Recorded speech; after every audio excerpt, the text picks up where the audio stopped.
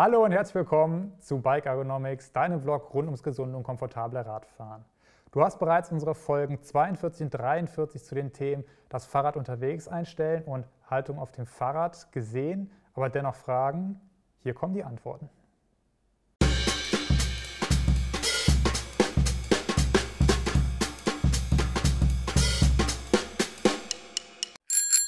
Heute im Studio darf ich wieder meinen Kollegen begrüßen, den Ergonomie-Experten Kim. Hallo und herzlich willkommen. Hallo Jan-Philipp, hallo zusammen. Ja, Kim, heute soll es nochmal um die Themen Fahrrad unterwegs einstellen und die richtige Haltung auf dem Rad gehen. Da gab es noch ein paar Fragen und die würde ich ja gerne gleich mal Stück für Stück vortragen. Und dann hoffe ich doch, dass mit dieser heutigen FAQ-Folge zu dem Bereich alle Fragen ausgeräumt sind. Ja, schauen wir mal, was es da gibt. Alles klar, fangen wir direkt mal an, vielleicht mit dem Thema Sattel. Und zwar kam eine Frage auf, ich habe den Sattel nach euren Videos korrekt eingestellt, habe aber trotzdem sowohl hinten als auch vorne im Sattelbereich Sitzprobleme. Was kann ich tun? Ja, das ist eine Frage, die sogar relativ häufig vorkommt, weil es ist oft so, dass ein Sattel montiert ist, der nicht optimal passt. Also in diesem Fall würde ich sogar sagen, die Einstellung alles richtig gemacht. Man hat vielleicht auch verschiedene Einstellungen probiert. Da würde ich wirklich sagen, probier mal einen anderen Sattel. Vielleicht hast du noch einen zweiten irgendwo auf einem anderen Rad. Vergleich das auch mal mit dem oder vielleicht hat ein Bekannter von dir einen Sattel. Dann könnt ihr erstmal tauschen. Du kannst mal damit auch Erfahrungen sammeln. Stell es natürlich genau wieder so ein, wie du das mit dem Sattel gemacht hast, den du auf deinem Rad hast. Und dann schauen wir, ob die Probleme immer noch da sind. Stichwort Einstellung ist ein ganz gutes. Und zwar kam auch die Frage auf, dass der Sattel nicht weiter nach hinten verstellt werden kann, ja, weil zum Beispiel diese Seitenmarkierung hier schon die Einstellung begrenzt, aber trotzdem ist die Haltung auf dem Fahrrad nicht ganz optimal, das heißt, man müsste noch weiter hinten sitzen. Was kann man tun, um den Sattel noch weiter nach hinten zu verstellen? Ja, es gibt verschiedene Möglichkeiten. Man könnte natürlich versuchen, einen anderen Sattel zu kaufen, allerdings ist oft der Verstellbereich relativ ähnlich. Das heißt, das würde einem jetzt nicht so viel weiterhelfen. Dann könnte man natürlich hier über diese Markierung hinweg klemmen. Das würde ich auch nicht empfehlen, weil dann der Sattel dort beschädigt werden kann und im dümmsten Fall kann er da sogar brechen und den würdet ihr auch nicht reklamiert bekommen. Also innerhalb der Klemmung bleiben. Gerade bei den Dropper-Seat Posts, bei den Mountainbikes, da haben wir oft dieses Problem mittlerweile, weil dort der Sitzwinkel sehr, sehr steil ist. Man kann natürlich schauen, ob man sich ein neues Rad kauft mit einem flachen Sitzwinkel. Das ist sicherlich die aufwendigste Methode. Ich würde eher empfehlen, eine andere Sattelstütze zu benutzen. Also es gibt im Standardbereich, also ohne Absenkung, gibt es sehr viele Sattelstützen, die auch sehr viel Setback haben. Also Setback bedeutet, man kann den Sattel nach hinten stellen, also Back nach hinten. Oder bei Dropper Seat Posts, also bei den herabsenkbaren Sattelstützen, gibt es mittlerweile auch einige, wo man weiter nach hinten stellen kann. Wir bleiben erstmal beim Thema Sattel, kommen aber zu einem anderen Punkt der Einstellung, und zwar, ich rutsche immer nach vorne vom Sattel ab. Wenn ich den Sattel aber waagerechter einstelle, dann schläft den vorne alles ein. Welchen Tipp hast du dafür? Ja, es gibt natürlich da so einen optimalen Kompromiss. Das heißt, wenn man den Sattel hat und der steht jetzt zu steil, rutsche ich halt nach vorne. Und wenn ich ihn jetzt zu gerade habe, dann drückt es vorne. Also versucht auch mal eine feine Balance dazwischen zu finden. Das wäre sozusagen die erste Möglichkeit. Die zweite Möglichkeit ist, manche Sättel sind sehr, sehr glatt. Das heißt, ihr könntet auf einen Sattel oder auch auf eine Hose wechseln, die weniger glatt ist. Dann kann man den Sattel relativ stark geneigt lassen und man rutscht trotzdem nicht nach vorne. Es gibt so einen kleinen Trick, man könnte so ein Anti-Rutsch-Klebeband benutzen. Das hält allerdings nicht besonders lange, das ist relativ schnell abgenutzt. Und der Nachteil ist, dass manchmal auch die Hosen dann relativ schnell kaputt gehen. Durchscheuern, ja. Ja. Gut, jetzt gehen wir mal davon aus, im Sitzbereich habe ich alles korrekt eingestellt, aber ich merke, dass ich zugestreckt auf dem Fahrrad sitze, quasi fast schon drauf liege. Und das, obwohl ich schon einen sehr, sehr kurzen Vorbau fahre oder verbaut habe. Welche Möglichkeiten habe ich denn dann noch, aufrechter zu sitzen? Also man kann auf jeden Fall den Lenker auch erstmal etwas höher stellen. Mit dem Höherstellen kommt man auch wieder ein bisschen kürzer. Das ist eine gute Möglichkeit. Das zweite ist, vielleicht hat man noch ein bisschen Luft, den Sattel ein bisschen weiter nach vorne zu stellen, ohne zu viel Gewicht auf die Hände zu bekommen, Probiert das mal aus. Manchmal sind da 5 bis 10 Millimeter schon hilfreich, einfach um so einen Tick noch kürzer zu kommen. Dann gibt es natürlich die Möglichkeit, im Lenkerbereich selber zum Beispiel ergonomische Griffe zu verwenden, so etwas wie den hier. Dann habt ihr auch schon mal eine bessere Druckverteilung, ein besseres Gefühl in der Hand. Und hier bei diesem Flügel sieht man auch, hier ist ja der Durchmesser von dem Lenker und der Griff geht sogar hinter den Lenker zurück. Dadurch sitzt man auch wieder ein bisschen kompakter. Mhm. Okay, wenn ich jetzt noch aufrechter sitzen möchte, der Lenker aber nicht höher zu stellen geht oder ich aber schon ein Modell habe, was einen sehr hohen sogenannten Rise hat, also eine sehr hohe Erhöhung von der Vorbauklemmung aus gesehen, welche Möglichkeiten habe ich hier, um noch aufrechter auf dem Rad sitzen zu können? Das kommt natürlich auch so ein bisschen darauf an, was das für ein Rad ist und ob man auch sozusagen alle Möglichkeiten schon ausgenutzt hat vom Vorbau. Es gibt manchmal Vorbauten, die noch etwas höher sind, manchmal auch verstellbare Vorbauten. Die Möglichkeit gibt es. Riser-Lenker gibt es auch in unterschiedlichen Höhen, so der klassische 15er oder 25er, aber es gibt Riser-Lenker, die auch sogar einen 50er Rise haben, also 50 mm und das ist natürlich dann doppelt so viel schon wie bei einem 25er und das kann man auf jeden Fall auch nochmal versuchen. Auch hier gibt es die Möglichkeit, wieder etwas kompakter zu sitzen, dadurch komme ich auch automatisch etwas aufrechter. Und es gibt heute auch Lenker, selbst für den Mountainbike-Bereich, die ein bisschen mehr Backrise haben. Das heißt, die Köpfung nach hinten ist etwas stärker, sodass man bei derselben Lenkerhöhe trotzdem etwas aufrechter sitzen kann. Eine andere Möglichkeit, die aber deutlich teurer ist, wäre natürlich noch, man kauft sich eine neue Gabel, also das gleiche Modell, aber mit ungekürztem Schaft, weil der Gabelschaft natürlich auch die Vorbauhöhe begrenzt. Oftmals sind die von Werk aus schon abgeschnitten. Das heißt, ein neuer Gabelschaft, der länger ist, ihr könnt mehr Spacer unter den Vorbau machen, kommt dadurch etwas höher, ist aber halt sehr teuer.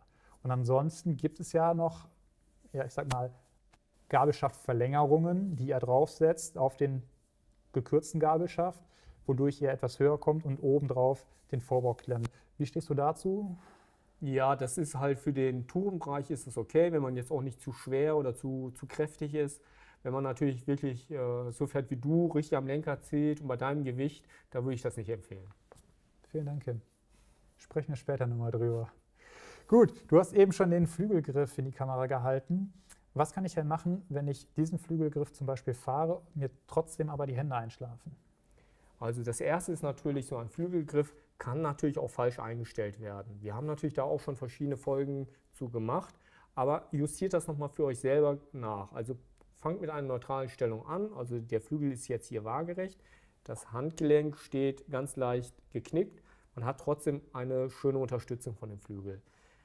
Wenn ihr dann merkt, ja, schläft trotzdem ein, dann würde ich den Flügel ein bisschen höher stellen, dass das Handgelenk etwas gerade noch steht, weil oftmals ist hier der Mediannerv, der mittig durchs Handgelenk durchgeht, trotzdem noch abgeknickt. Ja? Dann habt ihr sozusagen den optimalen Support. Wenn euch aber eher die kleinen Finger einschlafen, dann würde ich den Griff eher etwas in die andere Richtung neigen, weil manchmal kommt noch etwas Druck hier von der Außenseite auf den Ulnarnerv und der Ulnarnerv befindet sich auf der Außenseite von der Hand. Okay, vielen Dank. Bleiben wir im Griffbereich und zwar gibt es oftmals das Problem, ich fasse diesen Griff an, ziehe mit dem Zeigefinger oder mit dem Zeige- und dem Mittelfinger den Bremshebel und bis ich ausreichend Bremskraft habe, liegt der Bremshebel schon auf meinem Ring oder auf meinem kleinen Finger an. Was kann ich dagegen tun? Woran kann das liegen? Ja, da gibt es auch verschiedene Gründe für. Einmal natürlich, dass man einen relativ langen Bremshebel hat. Dann kann man den gesamten Bremshebel weiter nach innen stellen, sodass der Bremshebel nicht auf die verbleibenden Finger sozusagen drücken kann.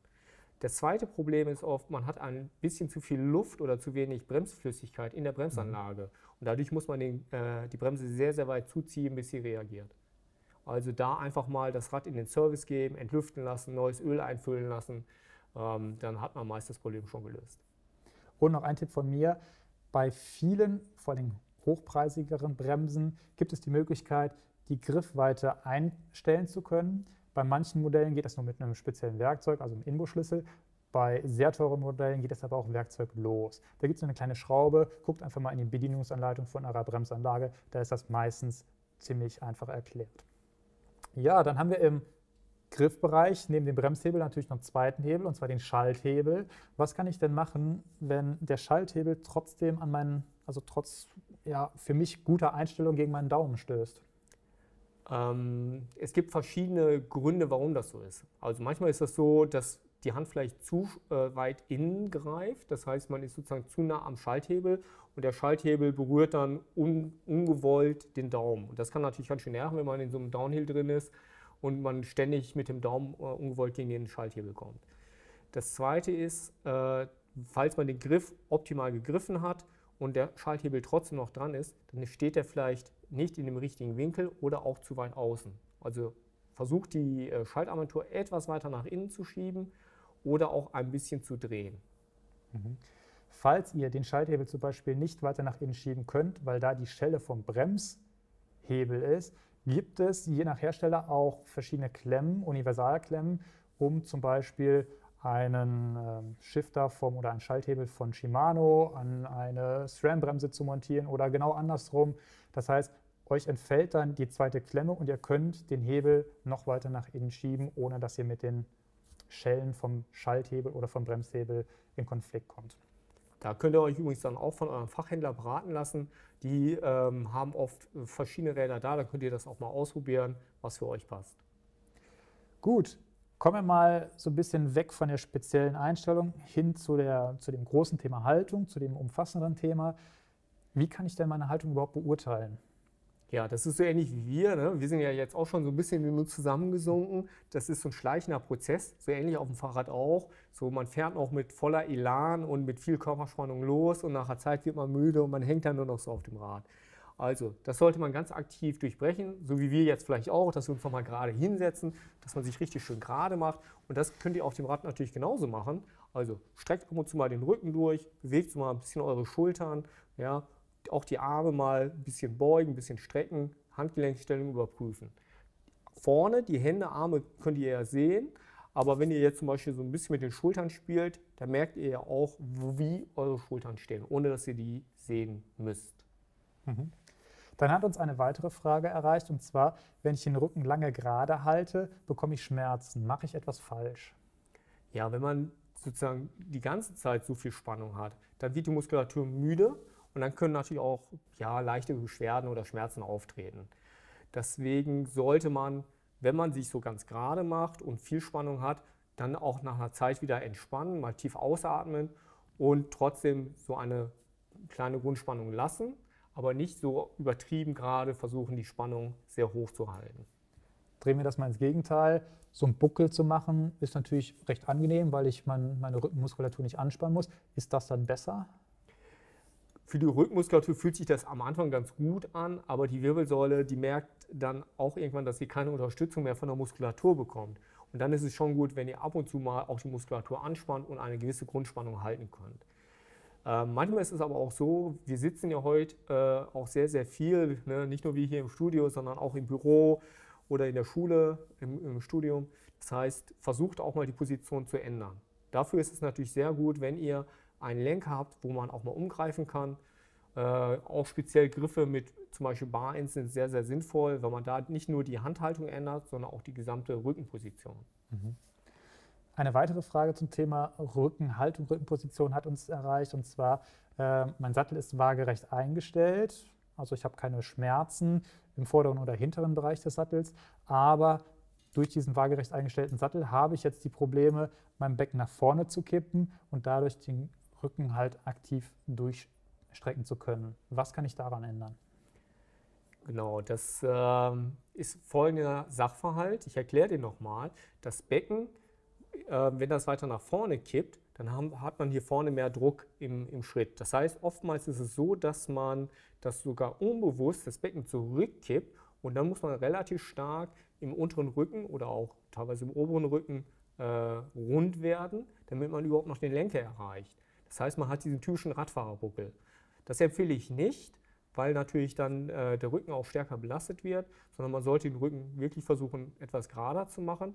Was dabei oft hilft, ist einmal Verkürzung der Sitzlänge, das heißt Sattellenker ein bisschen zusammenschieben und man kann natürlich den Sattel ganz bisschen neigen. Das ist gerade, je weiter man nach vorne gebeugt ist, umso stärker darf und sollte der Sattel auch geneigt sein. Dann habe ich tatsächlich ein Problem bei mir in der Familie rausgehört, und zwar wird da sehr gerne sehr aufrecht auf dem Fahrrad gesessen. Ne? Also, dass man nicht so gestreckt ist. Der typisch Hollandrad, ne? Genau, absolut, das Hollandrad, richtig, du sagst es. Aber da scheint sich oftmals das Problem breit zu machen, dass man trotz aufrechter Position oder recht aufrechter Position und gerade im Rücken dann irgendwann Verspannung und Schmerzen im Nacken bekommt. Ja, das ist natürlich auch klar, weil natürlich die Muskulatur nicht mehr so aktiv ist. Dadurch, dass man im Sportbereich etwas nach vorne gebeugt ist und auch etwas Gewicht auf den Armen und den Schultern hat, hat man dort auch immer Muskelaktivität, und die sorgt natürlich auch dafür, dass Schläge zum Beispiel, die jetzt vom Hinterrad kommen, auch gut abgefedert werden können. Das ist natürlich so bei so einer ganz geraden Haltung, da kriegt man die Schläge so richtig unvermittelt in den Rücken und man kann das kaum abfedern. Mhm. Okay, wenn ich jetzt mein Rad komplett eingestellt habe und alles ausprobiert habe, all unsere Tipps, die wir jetzt hier in den vergangenen Episoden gegeben haben, berücksichtigt habe, und ich fahre und ich finde trotzdem keine Position, liegt das dann wirklich, also liegt das dann am Fahrrad, dass das nicht passt, oder woran kann es sonst noch liegen? Das kann natürlich an dem Fahrrad liegen, dass das Fahrrad einfach nicht gut passt. Oft ist es ja so, man beginnt mit dem Fahrrad, was man hat, versucht das einzustellen. Ich erlebe das teilweise auch Leute, die zu mir kommen, die sagen, hey, kannst du das besser einstellen? Und ich sehe einfach, dass das Fahrrad nicht passt. Dann muss leider das Fahrrad, oder meine Empfehlung ist dann, das Fahrrad wirklich zu tauschen. Mhm. Das ist so die eine Seite. Die andere Seite ist natürlich oftmals, man versucht natürlich nach bestem Wissen und Gewissen das Rad einzustellen, aber oft ist es noch nicht ganz richtig eingestellt. Und da ist auch noch Luft nach oben. Gut, eine letzte Frage noch, Kim. Und zwar, mir fällt es schwer, lange die Knie eng am Rahmen zu führen.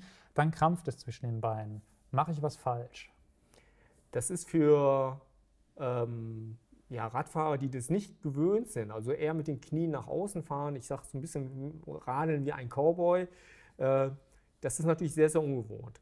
Die Muskeln, die die Knie sozusagen an den Rahmen ziehen, die sind sozusagen zwischen den Beinen, das sind die Adduktoren, und die verkrampfen auch ganz gerne. Deswegen, mein Tipp ist, fahrt einen Moment, vielleicht mal für 2-3 Minuten mit den Knien etwas enger am Rahmen und entspannt dann wieder. Selbst wenn die Knie dann nach außen gehen, das ist nicht weiter schlimm. So trainiert man die Adduktoren Schritt für Schritt und man gewöhnt sich dran. Nach einiger Zeit geht das von ganz alleine. Vielen Dank, Kim. Das war's von uns schon wieder für heute. Was heißt schon wieder? Ich glaube, es war doch schon wieder recht ausführlich.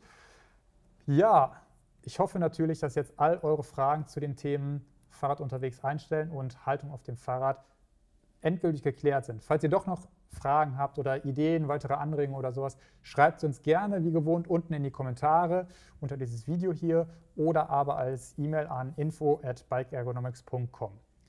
Wir sehen uns hoffentlich beim nächsten Mal wieder. Ich hoffe, es hat euch sehr gefallen. Alle Fragen sind geklärt. Bleibt gesund und fahrt weiterhin fleißig Fahrrad. Bis dahin. Tschüss. Tschüss und bleibt uns treu.